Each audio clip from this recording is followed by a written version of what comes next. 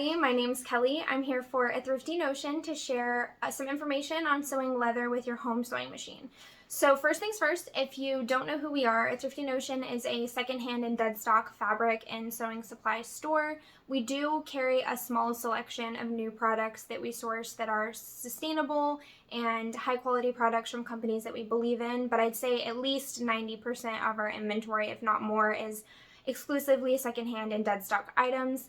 And right now we have a huge selection of upholstery leather. So it actually came from a company here locally that was upholstering seats for private jets. It's very high quality leather and it is very easy to sew on a home sewing machine if you have the right tools. So today I'm going to give you 10 tips on how to sew this type of leather on your home sewing machine. Alright you guys, I got my list of tips here. Let's jump right in with number one being tips on what type of leather you can sew on your sewing machine. So there's two very common types of leather. This first one is upholstery leather, the leather that we sell at Thrifty Notion. It is very slick on one side, it has the suede side on the other, so you got options, but it is very soft, as you can see just from looking at it. It folds, it flows, it's meant for upholstery, so it's soft. You don't want something really hard to sit on. But you can also use it to make things like tote bags, purses. You could make an apparel project like a jacket out of this if you wanted to. I haven't personally done that yet, but you totally could. It's not too terribly thick, but it's definitely thick enough to hold up to things like upholstery and last a long time. The second common type of leather would be this stiffer leather that's probably more like, honestly, this piece is probably close to 5 millimeters thick. So it's very, very hard, very stiff. This is the kind of leather that you would use to make something like this bag with the tooling on it. You can tool this type of leather, but you can't tool upholstery leather, and that's just because it is too soft. It will not hold the impression. So if you're wanting to make something like this, you're gonna need to use thicker, stiffer leather and sew it by hand most likely, which there are tons of resources out there for sewing leather by hand. I will say if you are wanting to customize your leather project and you are using a softer leather, one thing that we have used in the past that I would highly recommend are Angelus leather paints. They're very commonly used to customize things like shoes and other ready-made items, but you can also use them on your leather. A lot of the colors of leather that we have are more like soft tan and light brown. We don't have a ton of variety, so if you're looking for like a really fun color or something like that, you could totally use Angelus paints to customize your leather project and have something really unique. You could even paint designs, stuff like that. So obviously we have no affiliation with Angelus paints. I just wanted to put that out there if you are looking to customize your item a little bit more. So tip number two would be to change your needle. I have leather needles right here. You can also use heavy duty needles. They do make these in different sizes, but usually if you're looking for a leather or a heavy duty needle, any of the sizes in those types of needles should work because they're all going to be on the larger side. You can experiment and test out different sizes and see what works best for you, but any heavy duty or leather needle should work. My third tip would be to change your presser foot, and there are a couple of reasons for this. The first one is that leather is kind of slippery, so whether you have it suede sides touching or the slick sides touching when you're sewing it, it'll either be slipping around on itself or it may be getting stuck or slipping funny on your machine. I know that that slick side of the leather, even though it is slick, it's also kind of tacky when it's touching the plastic or the metal parts of your sewing machine, so it can get kind of stuck. So you are going to want to look at using either a Teflon sewing foot, a roller foot, or my personal favorite is to use a walking foot. I have my walking foot here to show you guys. It looks like this, and I like the walking foot because you can use it for so many things. I would personally recommend this for any bulky seamed project, anything with a really thick fabric. I would use a walking foot for. Sometimes machines struggle with those types of fabrics, but if you use the right foot, it can make a huge difference. The roller foot and Teflon foot are also useful for sewing leather or vinyl, but to me, it's a little more specific, whereas the walking foot is useful for so many things. If you're going to get a specialty foot, I would recommend that one. Tip number 4 is to change the stitch length on your machine. A standard stitch length is about 2.5, and I would say for this type of leather, I would usually go up to about 3.5. You can experiment and see what works best for you, but generally with a thicker material like leather and the type of material it is, how it behaves, you don't need as small of a stitch length because when you have the seams on the outside, you're not going to be as likely to see those stitches through. And I will say that for this type of material, if you're talking about a seam that is under a lot of stress, there's a very, very small chance that the threads could kind of rip through the leather if the stitches are too close together, so having that longer stitch length actually adds durability as well.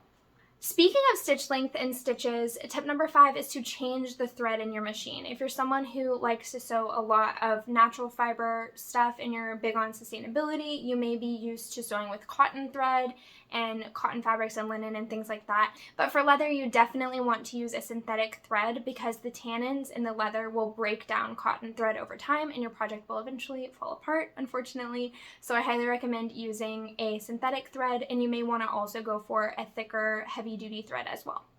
Tip number 6 is to avoid using pins on your leather because it will leave holes. I highly recommend using sewing clips that look like this, or you can also use binder clips. Those are probably a little more readily available and a little bit cheaper. You can buy a pack of them at the dollar store if you don't need a lot of them. But sewing clips are also super handy, especially if you're making a larger project where you need a lot more of them.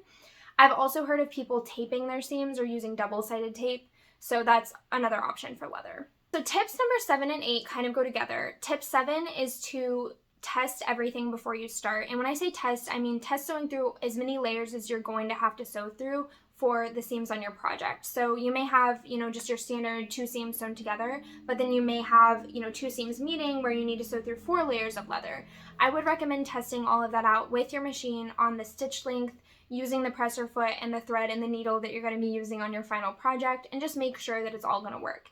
And tip number 8 goes along with this because it is to consider new methods. When sewing with leather, you don't have to enclose all of the raw edges because it doesn't fray. So you could change the construction methods of the pattern you're trying to make to reduce the bulk and have less layers to sew through if it's something that you think is going to cause a problem on your machine.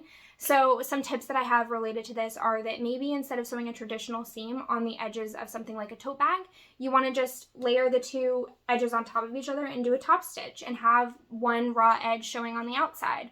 Or similarly, if you have a bag that you're making and you're lining it with a canvas fabric and the outside is the leather, you may want to, instead of doing the whole sew the bag with the lining and flipping it all right side out and then top stitching the edge, that's going to be a lot of layers at that top edge. And maybe instead of doing that, you just want to insert your lining into your bag as it would look normally, fold the top edge of the lining down and just top stitch that and leave the raw edge of the leather because it won't fray.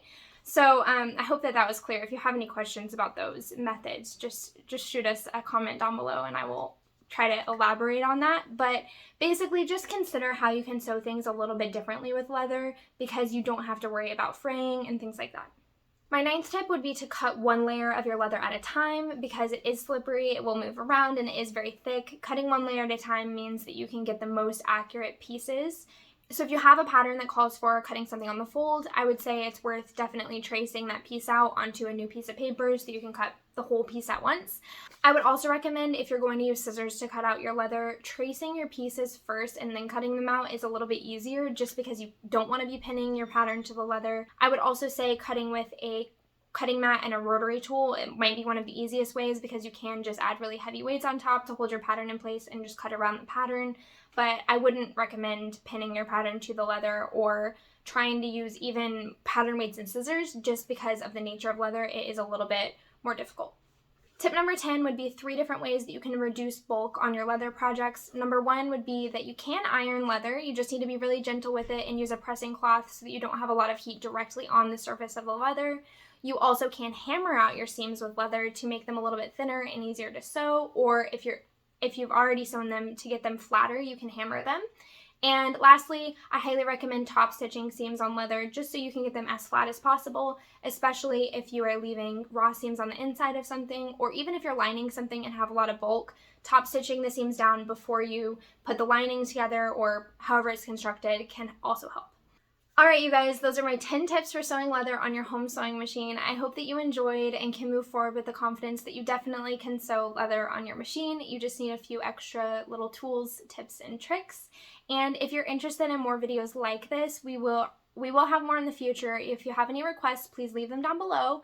I also just want to let you guys know that I do actually have my own personal YouTube channel. I do some sewing content. I also do a few other things like thrifting videos and stuff like that. So I don't want to give you too much info on that. The reason I'm telling you that is just because I do have some content coming up soon that will be related to our leather and making some stuff with a Thrifty Notions leather.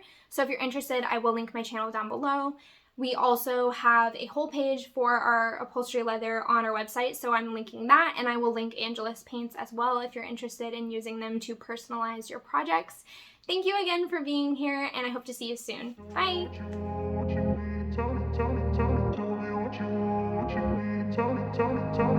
what you